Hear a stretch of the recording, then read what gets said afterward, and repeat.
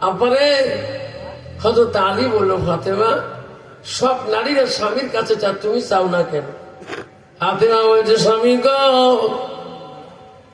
আমার আব্বা বিয়ের রাত্রে আমাকে বলে গেছে কি, আমার আব্বা বলে গেছে, ফাতেমা রে, আমার আলী গরিব, আলীর কাছে এমন বস্তু তুমি চাইও না, আলী দিতে বড় অক্ষম হয়ে যাবে, কষ্ট পেয়ে যাবে।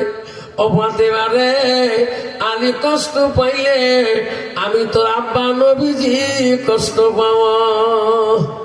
বলো, স্বামী, আমার আব্বা বিয়ের রাতে আমাকে বলে গেছে, তোমার কাছে আমার চাওয়া সম্ভব হবে না।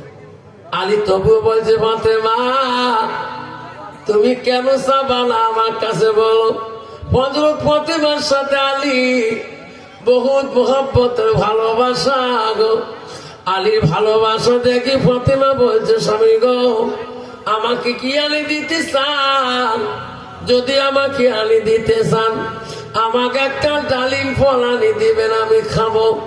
ওগো স্বামী, তোমার হাতে ডালিম খেয়ে আমি শান্তি পাবো। যেরকম সুবহানাল্লাহ। হযরত আলী বাজারে গেলেন, বাজারে পয়সা নাই গো, পয়সা ছাড়া ডালিম কেউ দিবে না।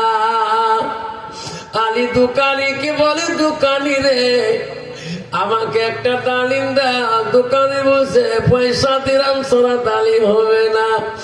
আলী কান্দে বলে, আল্লাহ,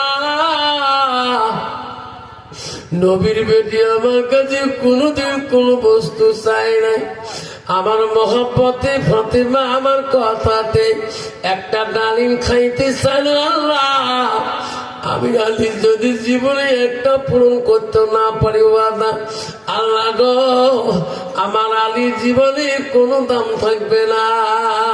হযরত আলী কান্দে রে, এই দোকানিরা দিরহাম ছাড়া কেউ ফল দেবে না। আলী সামনের দিকে যায়, যে দেখে একটা আরবিয়ান মানুষ উটের পিঠিতে কত মাল তুলেছে, মালগুলা নামাইবে কোনো লেবার পায় না। আলীর নতুন মানুষকে দেখি বলল, যুবক রে, আমার উটের উপরে মালগুলো তুমি নামিয়ে দিলে, আমি তোকে কিছু দিরহাম দিয়ে দেবো, পয়সা দেব। আলী সঙ্গে সঙ্গে উটের মালগুলো আনলোড করলো, ওই আরবিয়ান কিছু দিরহাম পয়সা দিল। আলী পয়সা নিয়া ওই ফলের দোকান, ডালিমের দোকানের কাছে যায়। দোকানি যখন হাতের মধ্যে পয়সা পায়, ডালিমটা খালি হাতে দিয়ে দেয়।